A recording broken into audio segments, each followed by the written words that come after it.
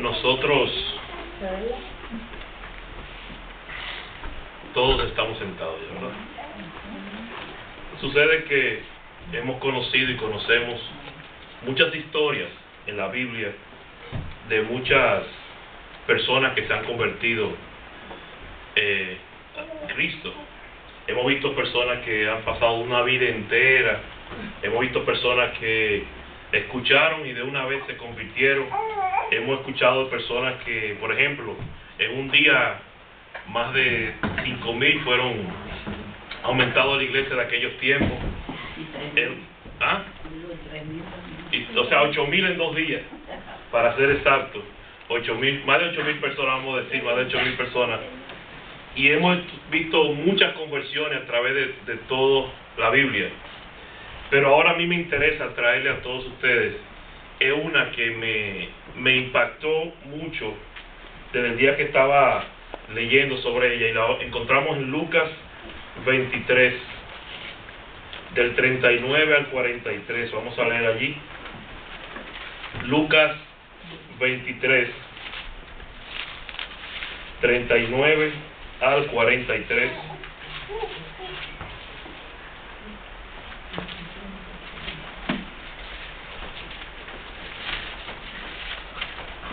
Dice así: y uno de los malhechores que estaba colgado le injuriaba, diciendo: si tú eres el Cristo, sálvate a ti mismo y a nosotros. Respondiendo el otro, le reprendió diciendo: ni aun temes tú a Dios, estando en la misma condenación. Nosotros, a la verdad, justamente padecemos, porque recibimos lo que merecieron nuestros hechos, mas éste ningún mal hizo. Y dijo a Jesús: acuérdate de mí cuando vengas en tu reino. Entonces Jesús le dijo: de cierto te digo que hoy estarás conmigo en el paraíso. Hermano, quiero llamar la atención a este hombre. Este hombre no solo era un ladrón, sino también que a la misma puerta de la muerte se había burlado de Dios. Porque decía en Mateo, dice: y lo mismo les injuriaban también los ladrones que estaban crucificados con él. O sea, los mismos ladrones se burlaban de Jesucristo. Aparte de ser ladrón, también injuriaba y blasfemaba contra Dios. Uno no podía esperar otra cosa que de estas personas, este tipo de personas, de cómo eran. Eran unas personas que tenían ya un juicio, habían pasado un juicio y estaban ya cumpliendo su condena de ser crucificado. Sí, y estaban haciendo todo eso pocas horas antes de morir, en vez de estar haciendo otras cosas. Pero qué bueno que él dijo al otro: ¿no temes tú a Dios? Proverbio nos dice que el principio de la sabiduría es el temor a Jehová. Y vemos aquí un hombre que ya empieza a tener temor, como nosotros.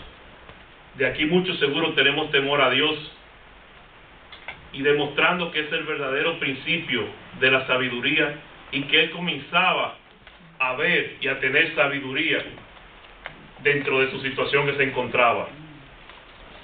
Hermanos, este hombre en la cruz, este ladrón en la cruz, comenzaba a tener primeramente convicción de su pecado. Comenzaba a entender realmente que él tenía culpa de estar allí, que él sabía que él merecía estar allí por lo que él había cometido, por el hecho que no se menciona en la Biblia.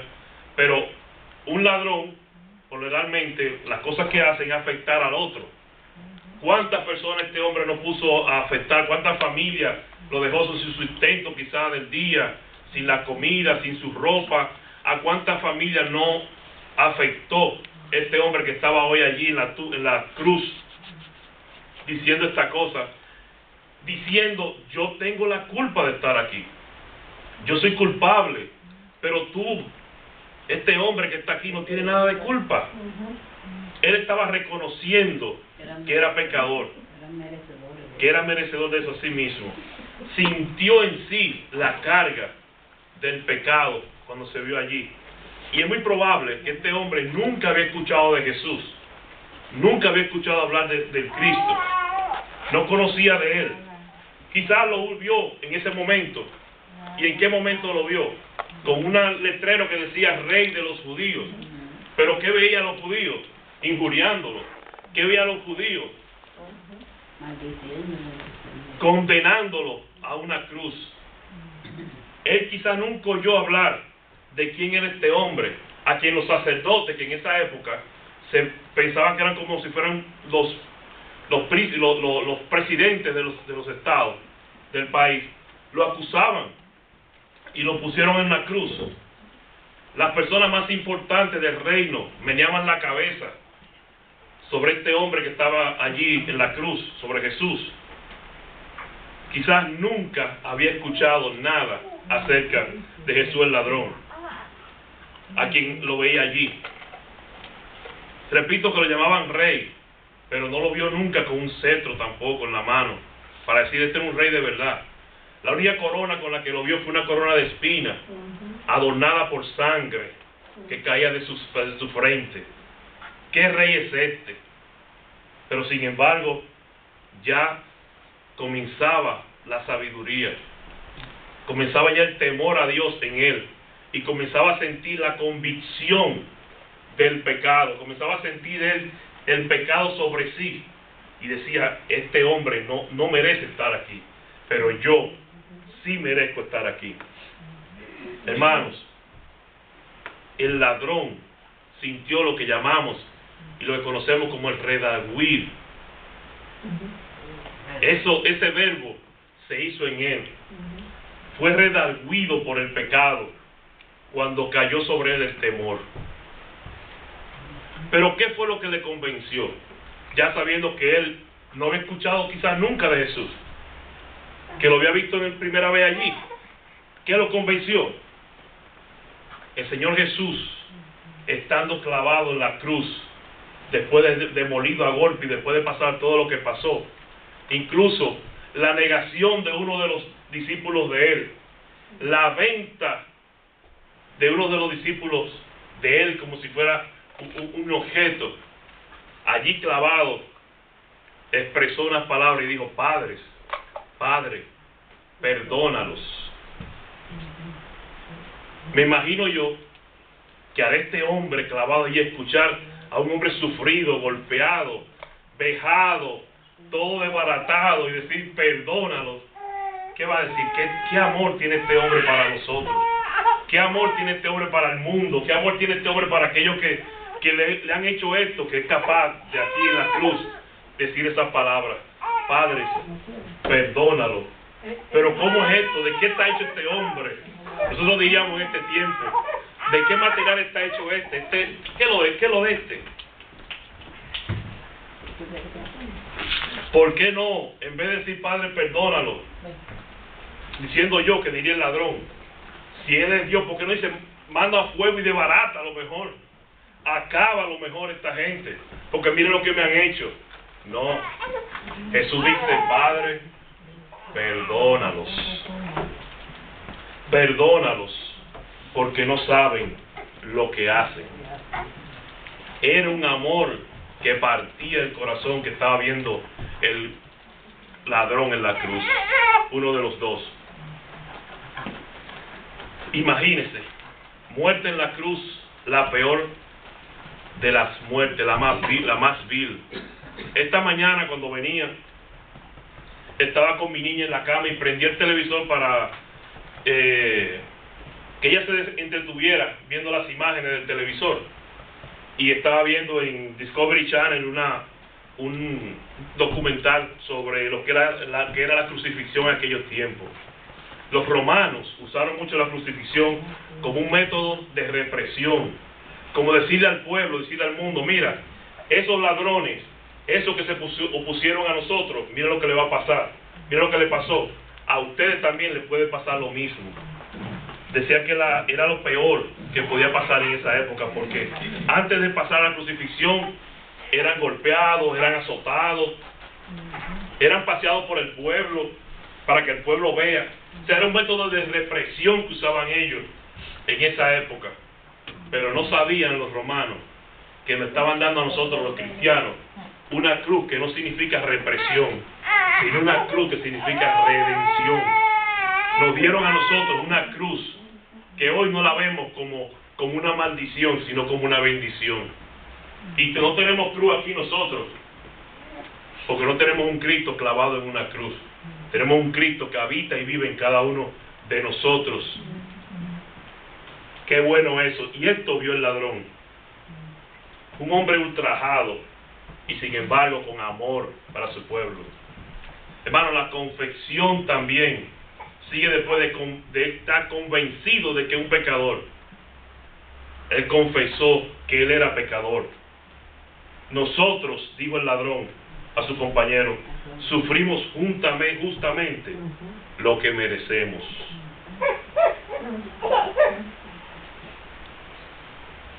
Dice él, en el 42, dice él, nosotros estamos aquí por algo, por este hombre, definitivamente que no.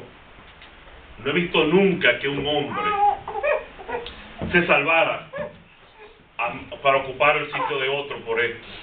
Y este hombre que está aquí estaba allí sufriendo y muriendo por ocupar el sitio de todos nosotros, de una humanidad completa. Caín, por ejemplo, nunca escuchamos en la Biblia que confesó su pecado. Judas no confesó su pecado a Dios, pero si se dan cuenta, fue y lo confesó a los hombres. ¿Se arrepintió? ¿Se tocó? Fue y lo confesó a los hombres. Y fue y se mató. Pero nunca lo confesó a Dios. Nosotros debemos de confesar nuestros pecados a Dios directamente. Es como dijo David el miércoles pasado. Es verdad que debemos de uno a otros hablarnos y nosotros ayudarnos. Si tengo un pecado que me está dando problemas, me está causando, bueno, pecado es pecado, y pecado es problema, y pecado nos aparta y nos separa de Dios. Pero uno a otro, un hermano, mira, tengo esta situación, necesito ayuda. Sí lo podemos hacer, confesar los pecados uno a otros. Pero debemos de confesar nuestro pecado a Dios. Y este ladrón aprovechó allí. ¿A quién? Al sacerdote para siempre, según el orden de Melquisedec. Y habló con él directamente y confesó, nosotros sufrimos justamente porque lo merecemos. Está confesando que él es pecador y que él merecía estar allí clavado. Hermanos, mencioné a Judas ahorita. Judas fue, se colgó y confesó su pecado a los hombres, pero no a Dios. El ladrón puso fe en Cristo. Puso su fe en Cristo. Por ejemplo, hablamos siempre de la fe de Abraham y de la fe de Moisés. Pero este ladrón también puso una fe fuerte y que debe de ser notable y pensar en esta también.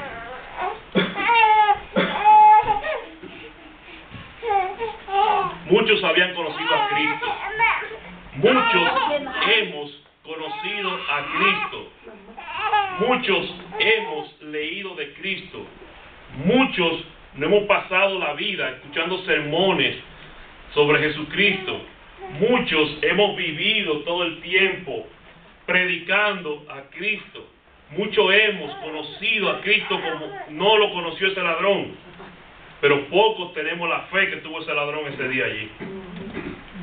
Pocos la tenemos. Él sí tuvo esa fe.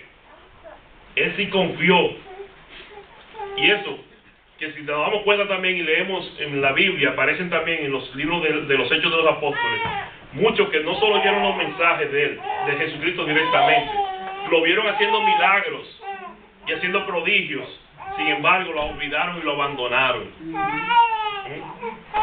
En cambio, en medio de la tiniebla, en ese momento lúgubre, en ese momento fuerte, en ese momento de dolor, este pobre ladrón puso la fe en él.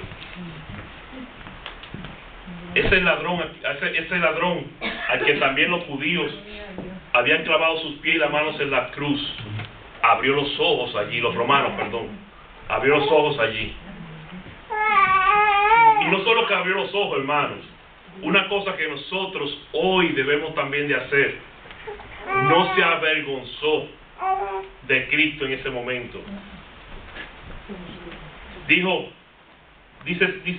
siempre las escrituras, y sabemos que la hemos leído, de como decían antes y los romanos, y por eso tenemos esto en la escritura, dice: maldito es el que es colgado de un madero. Pero ese ladrón estaba allí y no estaba reconociendo sino un hombre bendito allí en medio de él. Sí, porque la providencia. Vemos y conocemos también que el mismo Dios tenía que esconder su rostro de Jesús porque no podía contemplar el pecado que cargaba en él. El pecado del mundo cargaba sobre Jesús en ese momento. Recuérdense que cuando Cristo dijo: Padre, en Getsemaní, si puedes pasar esta copa de mí, es porque sabía que era fuerte lo que iba a pasar por allí. Pero este ladrón estaba ahí.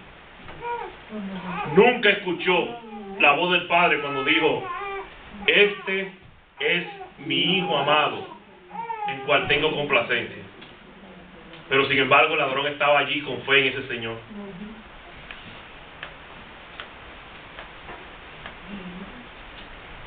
Escuchó a otros gritar, a otros salvó: sálvese a sí mismo si es el Cristo.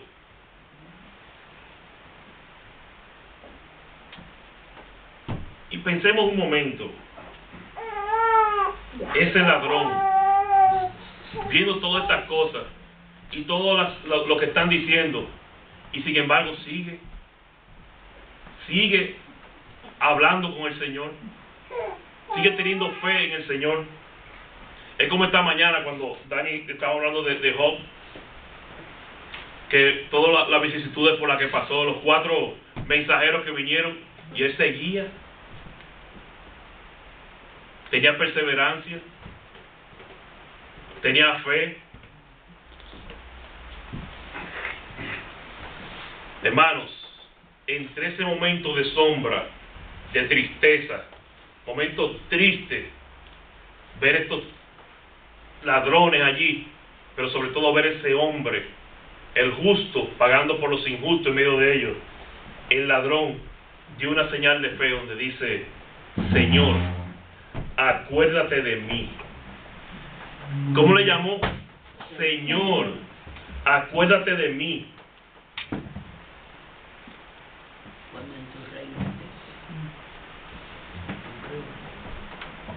Hermanos, si quieres ser salvo, si queremos ser salvos, tenemos que tener fe en Cristo y estar dispuesto a confesarle ante los hombres, ante cualquier lugar que vayamos: Señor, acuérdate de mí, le dijo el ladrón.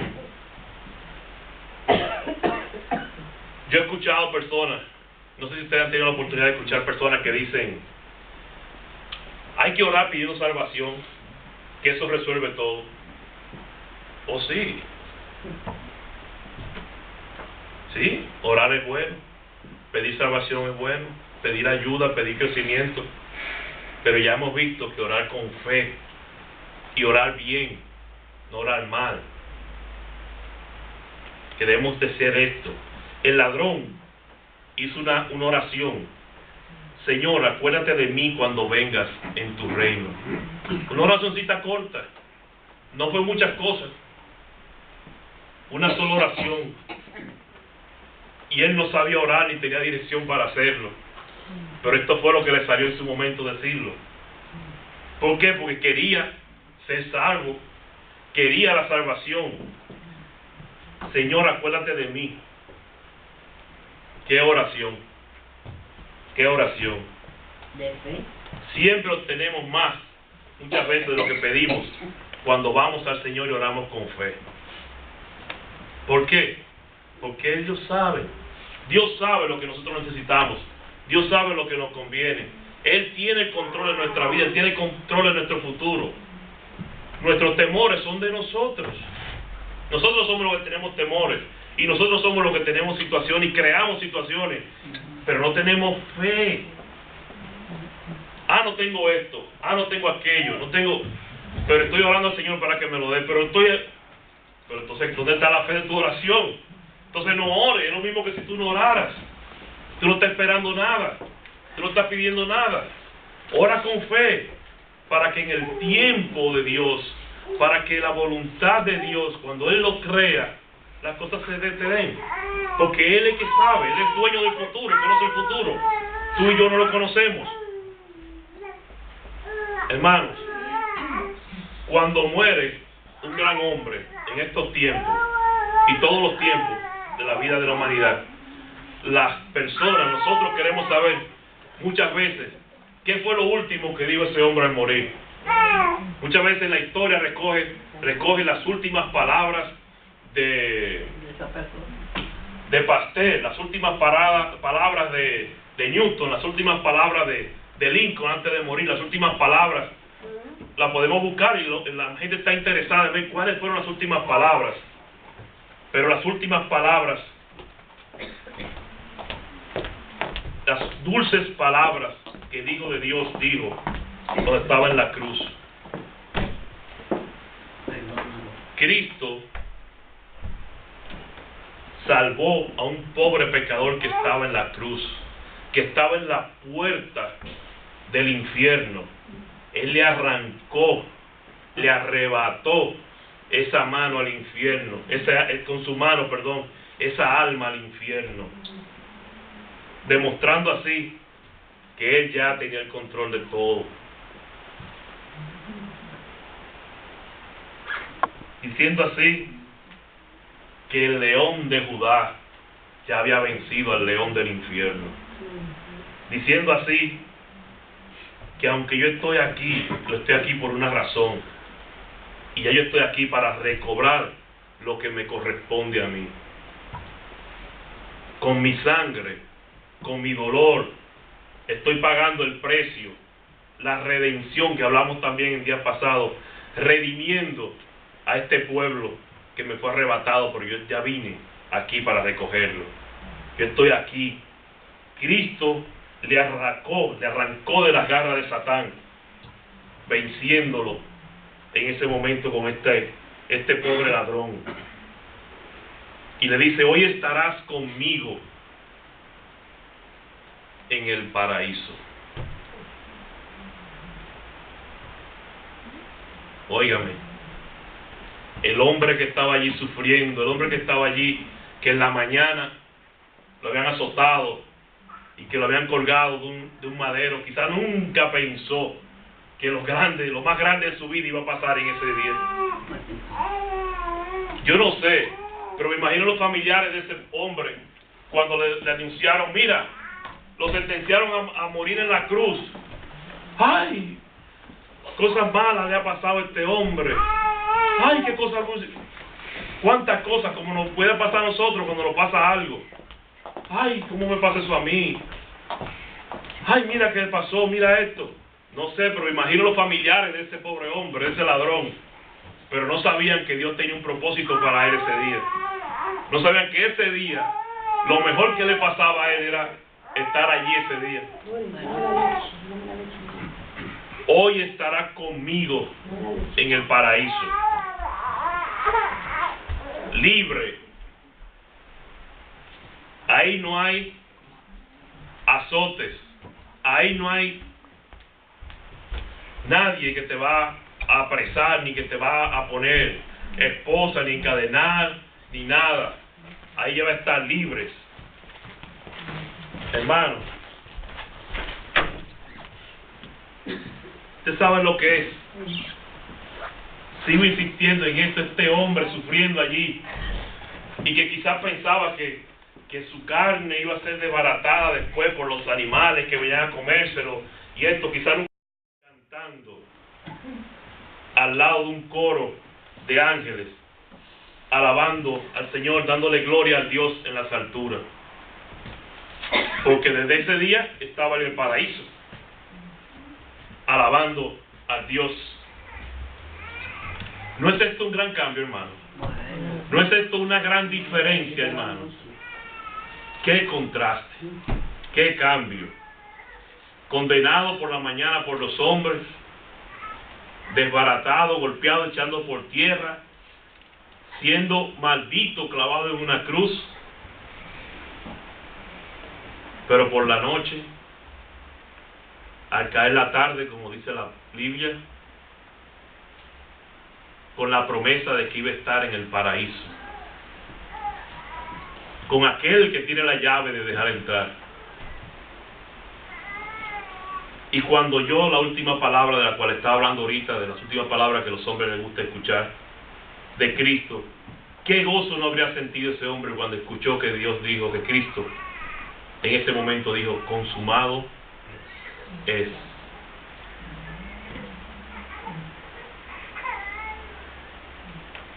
Me imagino yo que el grito fue, mi salvación está completa ya.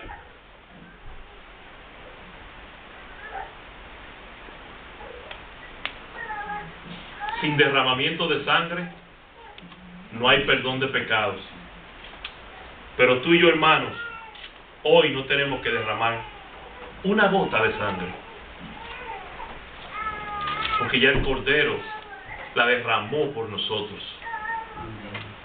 Así como el ladrón que estaba allí, justamente, nosotros también, en momentos de nuestras vidas, nuestras acciones nos llevan allí también. Pero ¿sabe qué, hermano? Qué bueno es Dios, que nos da a nosotros la puerta y la salvación a través de Jesucristo para salir de allí.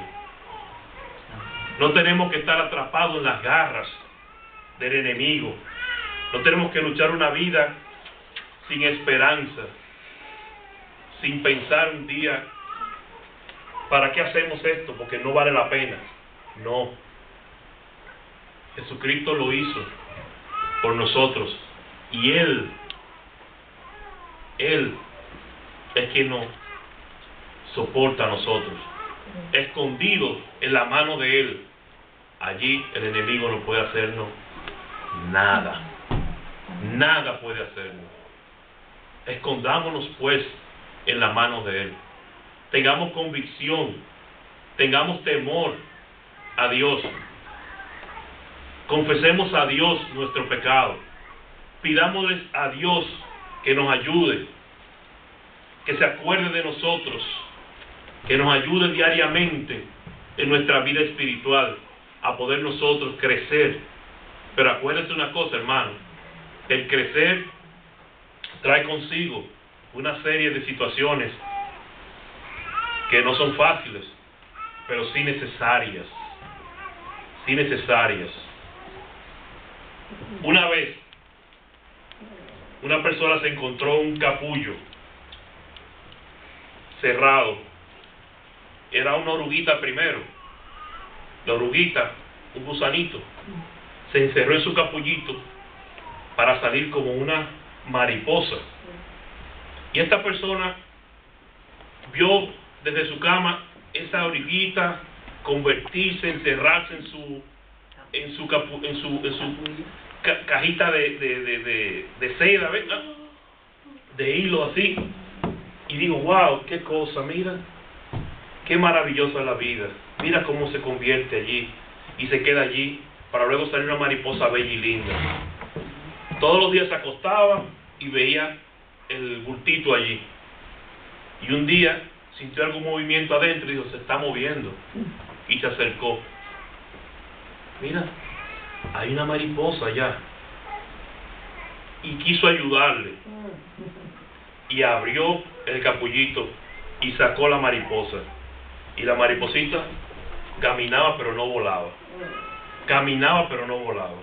Y caminaba pero no volaba. Hasta que la mariposita pues murió. Él no se preocupó.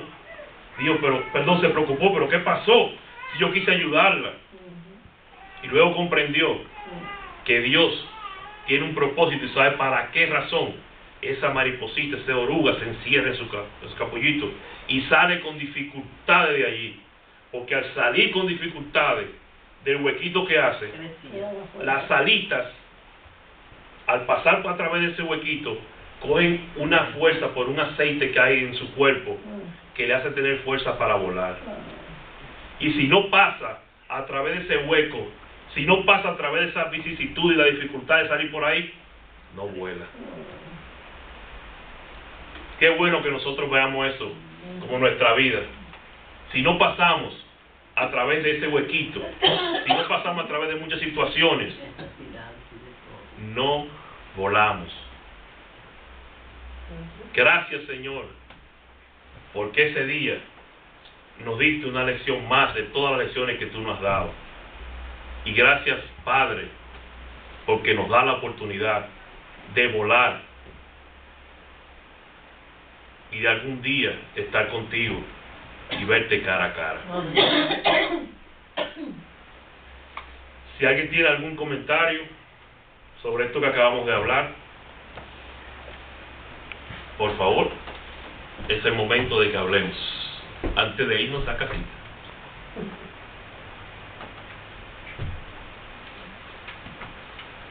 Bueno, pues vamos a orar.